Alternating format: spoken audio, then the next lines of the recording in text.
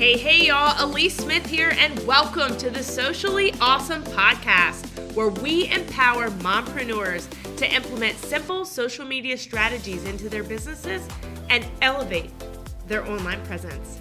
I'm a mompreneur of three, an affiliate marketer, a network marketer, an influencer, a social media marketing agency owner, and your personal guru. I am here to give you tips, tricks, and tools that you need to build your social media business. Let's dive in. Hey guys, welcome back to the Socially Ausome channel. Alyece Smith here. I am so excited today to be talking to you about 5 simple and effective ways to humanize your brand with social media. So this was something that I focused a lot on previously in my role in corporate because, as you know, I was with a quick service restaurant industry, a franchise. And something that a lot of people don't realize is when you're a part of a franchise, you still have someone you have to answer to. You still have to answer to the brand. So very often you are going to get requests from the brand. You have marketing from the brand. You've got a lot of stipulations you have to follow, a lot of rules, guidelines, logos, branding, things like that. And what people don't understand is the brand does most of the marketing for the product, whatever you're a franchise of. So if you're a franchise for McDonald's, McDonald's is going to market the hamburgers, period. But the franchisee's role is to market the jobs. How do they fill their stores with people to provide the service? So even as a small business owner, as a solopreneur, as a coach, a life coach, a consultant, you have to find ways to market yourself. So you are marketing your opportunity, your services, just the same way that I marketed jobs previously. So we call that humanizing. So how can you humanize your brand? How can you have people want to partner with your brand through social media? And it's become easier than ever by using social media. And that's what we're going to talk about today. And you're going to see this from me the entire month of May. I've come to a realization in my own brand that it is a passionate topic for me about how can we make things authentic. I usually come on, pretty casual in my office here with all my lights and all my wires and in a t-shirt and sweatpants because I keep it real, relatable, raw, authentic. And I want you to do the same because you can see all of those results without having to fake it till you make it. So all of May, we're going to be talking about humanizing your brand on social media. And that's why I decided to make the last episode of April also talk about that so we can kind of preface what you can expect from me. So today we're going to talk about these 5 tips. And then in May, we're going to break down each one individually. So make sure that you have subscribed to the podcast, the YouTube channel, you're following on Facebook, or you're inside the group, Socially Ausome Entrepreneurs, where we do weekly tips, tricks, and trainings to help you with your business online so that you can make sure you get all 5 of these episodes. So highly recommend that you stay plugged in because it's going to really help you reach that ideal avatar and see the results in your business that you're looking for. So the first is find your unique voice and maintain it. So a lot of people don't understand what it means to have a unique voice. Yes, we all have a certain sound. We all have a certain lingo, right? We all have, I say y'all. You might say you guys. You depending upon where you are in your business, where you are geographically, what culture you're in, everyone has a unique voice, but it doesn't match your brand's voice.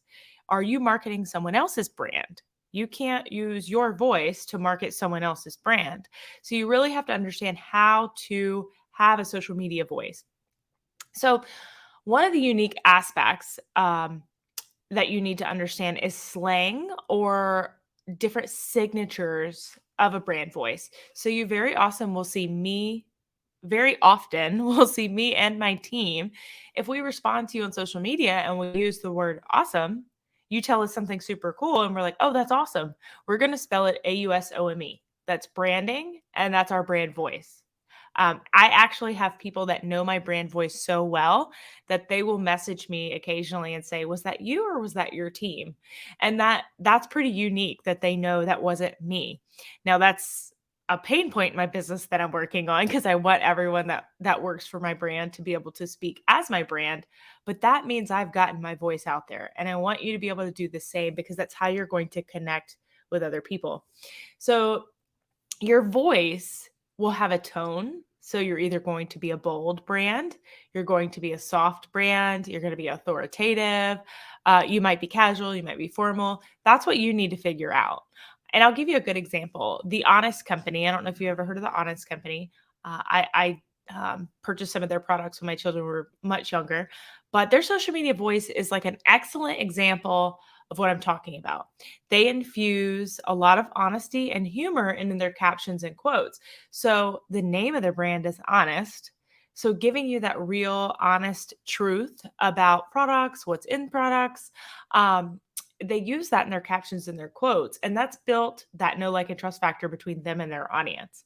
So they're trying to showcase how they have a real understanding of a parenting struggle. So you'll often see parenting fails and things like that in their brand too, because they're like, let's just be honest, it's a shit show, right? So literally sometimes because they sell diapers and wipes, but you get what I'm saying. So tune into their brand and check it out and get some good examples. They were just one doing my research that I saw and was like, you know what, this is pretty cool. I would definitely recommend following them and watching how unique it is. So the second tip is to put the spotlight on your employees. And I did a short form video about this last week, but something I've done with clients in the past, and I'm still executing within my agency, is putting the spotlight on your employees through testimonials. So we have something called Team Member Tuesday, where we actually interview team members about how they got started with the brand, what their career path might look like here, if there's something that particularly they stay around for, like why do you stay here? Why do you want to work here? This is really cool for recruiting and to draw those people in to work for your company. But if you're not looking to hire people, it can also draw people in as customers. So this is one of the best ways because consumers know that your brand is real. They're getting to see you're revealing actual humans that work there. Again, this is transparency. They're seeing who's taking their money, who's dealing with their money, because ultimately that's what people want to know is what value are they getting out of what they're purchasing from you. And you're also keeping that transparency in front of them by letting them know that, hey, even my employees like working here. That's pretty important, right? So I was doing some research with Forbes magazine, and Cisco was a brand that they recommended following on Twitter that does a really good job of implementing this tactic. So they tell employee stories, they showcase the community behind the brand. They do really good behind the scenes content on Twitter. So if you're someone who's on Twitter, I'm not crazy active on Twitter. I'm not going to lie. It's not my jam. I'm there. You can search me, but that's about it. But if you're a Twitter person, go check them out. Go check Cisco out on Twitter and see what they're doing so you could get some cool ideas from them. All right, so I got to move a little faster because I try to keep these episodes under 10 minutes. So the next is working with social media influencers. So working with influencers is pretty useful in putting a human face to your brand. So you're utilizing other people's audiences, but you're also utilizing an audience that's built a know, like, and trust factor with their influencer.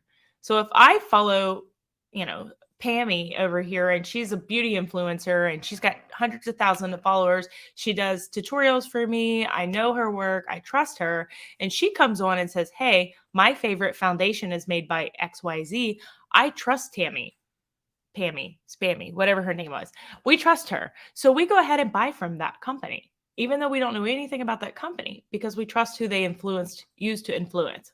So even with a small brand or a startup company, if you have a retail brand, a Shopify store, something like that, you can utilize influencers very easily by letting them get free product, make posts for you. You can pay for user-generated content.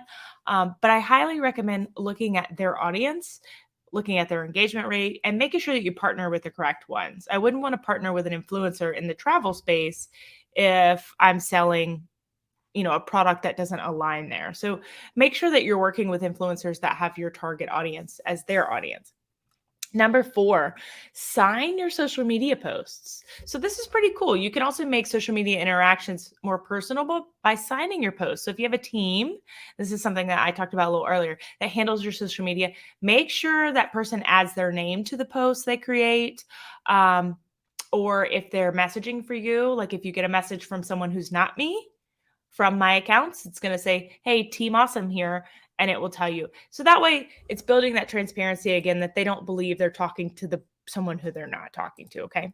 And then lastly, acknowledge issues and mistakes. This is going to be the number one thing to humanize your brand. Humans make mistakes. We all make mistakes.